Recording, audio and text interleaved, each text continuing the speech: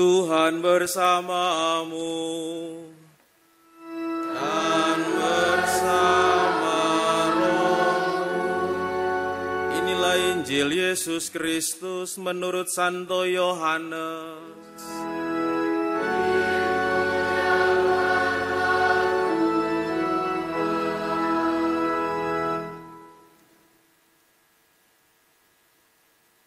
Sekali peristiwa ketika Yesus sedang berjalan lewat, ia melihat seorang yang buta sejak lahirnya.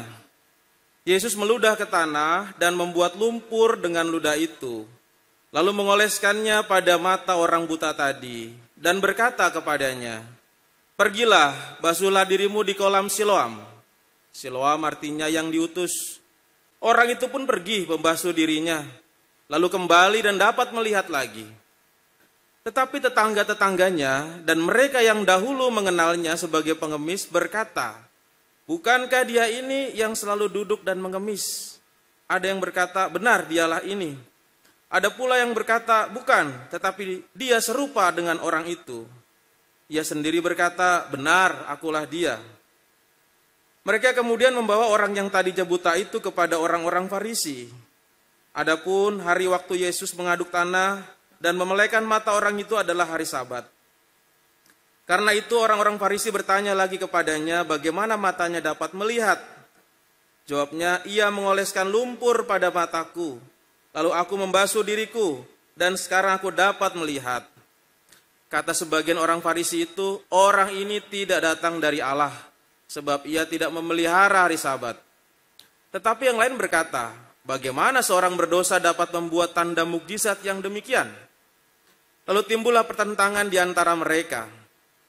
Kata mereka lagi kepada orang yang tadinya buta itu, "Dan engkau, karena dia telah memelaikan matamu, apa katamu tentang dia?" Jawabnya, "Dia seorang nabi." Tetapi orang-orang Farisi menegur dia, "Engkau ini lahir sama sekali dalam dosa, dan engkau hendak mengajar kami." Lalu mereka mengusir dia keluar. Yesus mendengar bahwa orang itu telah diusir oleh orang-orang Farisi. Lalu Yesus bertemu orang itu dan berkata, "Percayakah engkau kepada Putra Manusia?" Jawabnya, "Siapakah dia, Tuhan, supaya aku percaya kepadanya?" Kata Yesus kepadanya, "Engkau bukan saja melihat dia yang sedang berbicara dengan engkau, dialah itu." Kata orang itu, "Aku percaya Tuhan." Lalu ia sujud menyembah Yesus. Demikianlah sabda Tuhan.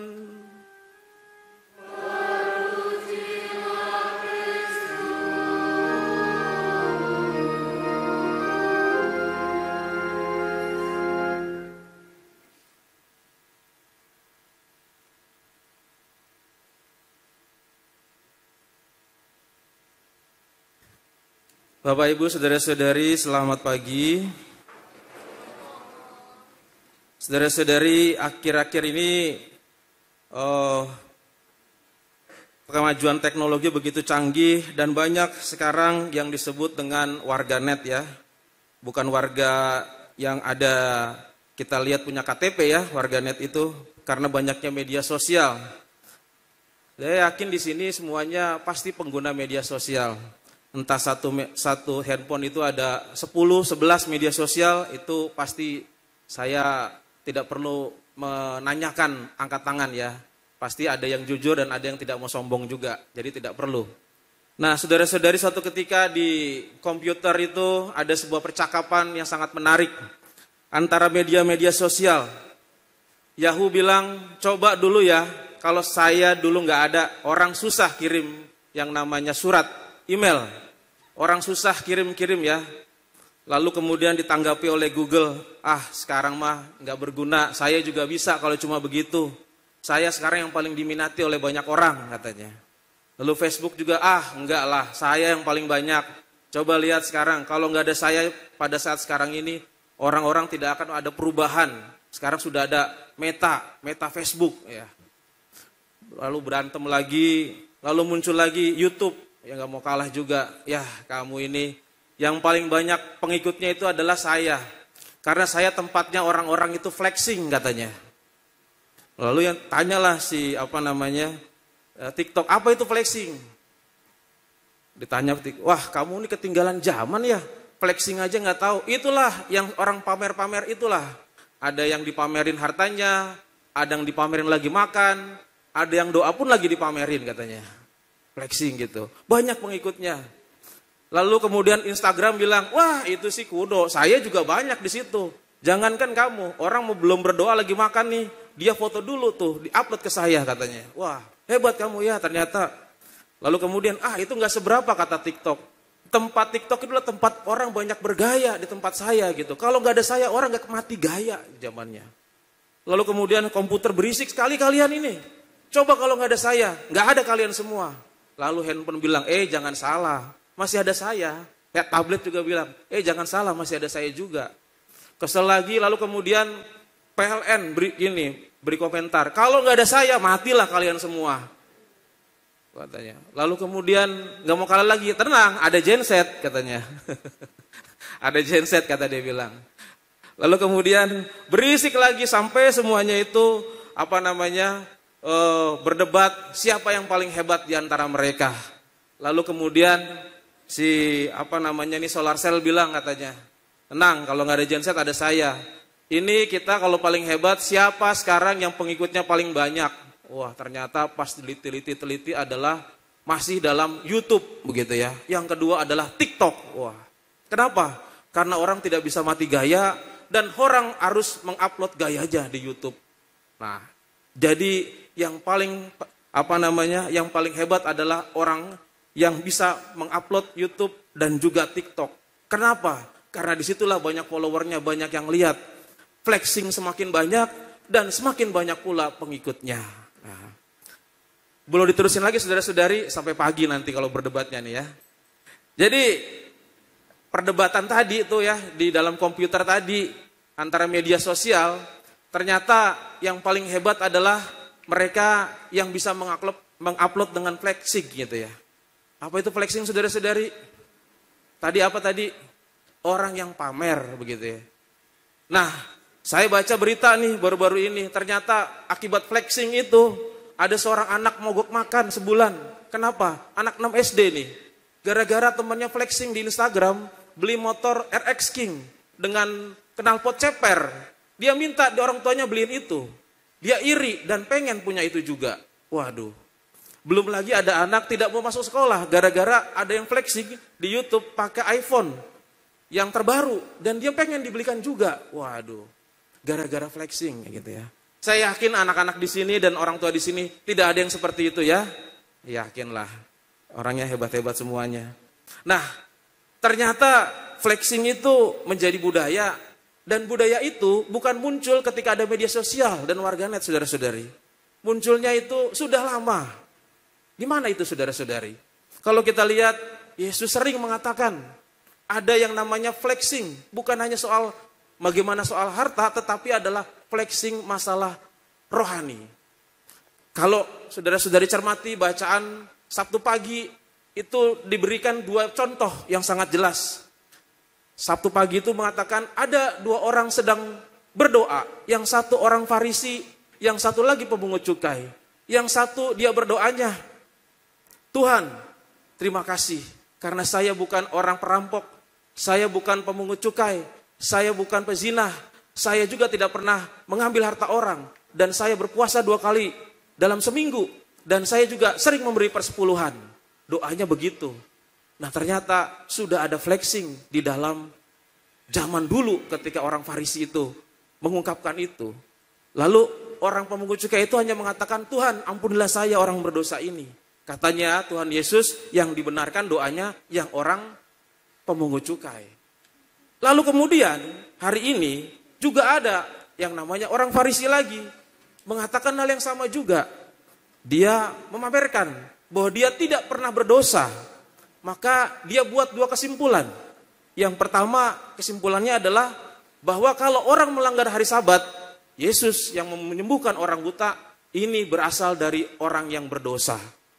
Ada orang yang matanya buta sejak lahir, ini juga berasal dari orang berdosa. Kenapa? Karena mereka punya yang namanya merasa tidak berdosa. Ada satu flexing yang ditimbulkan dari mereka karena sikap dan gaya hidup flexing rohani. Nah, saudara-saudari, ini yang bahaya ya. Kalau yang tadi di media sosial aja itu bahaya, apalagi yang ini juga bahaya. Ternyata godaannya itu udah mulai muncul ke ranah yang rohani. Para orang Farisi ini yang memiliki kesombongan untuk pamer kerohaniannya, menutup dirinya dan mengatakan mereka yang paling benar.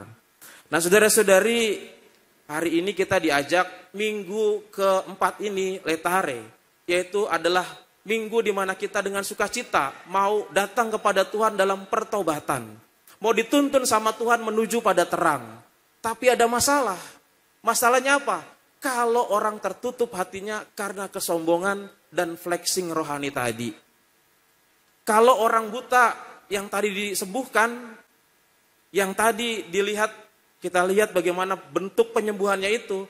Kita melihat adanya tuntunan orang buta itu. Dari kegelapan mau dibawa kepada terang. Ketika orang buta itu berjumpa dengan Yesus, Yesus menyembuhkan dia. Orang buta itu tidak tahu siapa itu. Maka ada perjalanan rohani. Orang buta ini yang mau dituntun. Karena hatinya terbuka. Tidak mau flexing dulu, tapi membuka hatinya untuk Tuhan ini. Ketika ditanya sama orang Farisi, diinterogasi, siapa yang menyembuhkan kamu?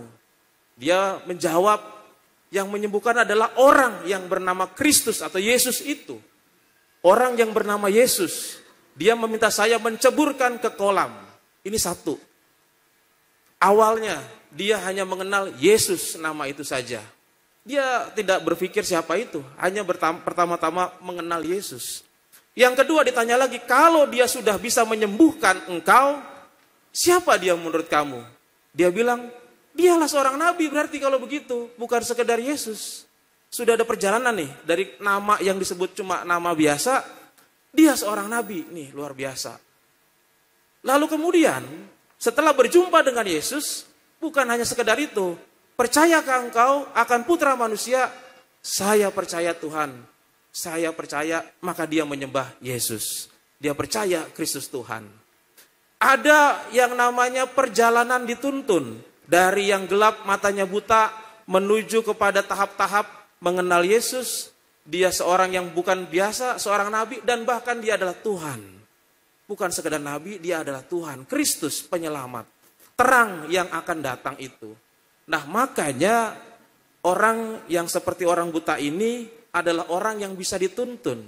Karena buta, mata hatinya membuka dirinya untuk dituntun. Sedangkan orang Farisi ini yang tentu saja punya yang namanya terangnya itu dekat dengan semua yang mereka ketahui, akhirnya mereka tidak bisa menemukan terang karena dibutakan dengan yang namanya flexing tadi. Flexing dan kesombongan tadi yang menutup dirinya sehingga tidak mau untuk melihat terang itu sendiri. Nah, saudara-saudari terkasih, nampaknya kalau dalam pertobatan kita diajak menuju terang, maka kita harus menghapuskan yang namanya kesombongan rohani tadi.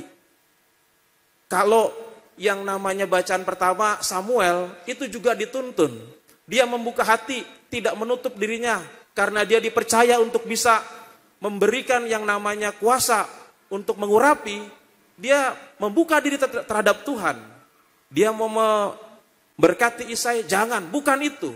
Coba kalau dia mengatakan, saya yang paling tahu daripada Tuhan, maka tidak terjadi yang namanya Daud diurapi. Tapi dia bilang, saya mau mendengarkan Tuhan. Yang mana masih ada anak-anak lagi? Oh, yang ini. Dituntun pelan-pelan satu-satu anak sampai ketemu Daud, lalu Daud diurapi. Kenapa? Samuel membuka hati mendengarkan Tuhan. Karena tidak menutup dirinya dengan kesombongannya bahwa dia punya hak untuk mengurapi. Nah, saudara-saudari yang terkasih, maka hari ini kita pun diajak demikian. Jangan sampai kesombongan rohani kita menutup diri kita untuk dibuka dalam terang oleh Tuhan. Dituntun pelan-pelan oleh Tuhan ke dalam terang. Apa artinya saudara-saudari? Maka kesombongan rohani itu bukan hal-hal yang ditunjukkan oleh orang Farisi. Ketika orang tidak mau berdamai dengan orang yang bermusuhan dengan saudara teman kita atau bahkan musuh, maka sudah ada flexing rohani. Saya yang paling benar, saya yang paling bisa dikatakan benar dan tidak mau meminta maaf. Biarlah nanti dia yang minta maaf. Flexing rohani lagi. Ada lagi yang mengatakan bahwa tunggu saja sampai dia meminta maaf kepada saya. Maka sudah menutup diri, tidak mau dituntun. Maka pertobatan itu adalah orang membuka hatinya, tidak menutup dirinya. Siapa yang benar, siapa yang salah, mintalah maaf dulu, berdamailah. Karena pertobatan adalah orang diajak untuk masuk, dituntun untuk menuju kepada terang. Maka selamat menjalankan pantang ini, dan pada tanggalnya nanti ada pertobatan dalam pengakuan dosa. Dan jangan juga merasa tidak berdosa sehingga tidak masuk dalam ruang pengakuan dosa. Semoga kita menghilangkan flexing rohani kita, masuk dituntun oleh Tuhan menuju terang yang menjadi kebangkitan kita semua. Tuhan memberkati kita. Amin.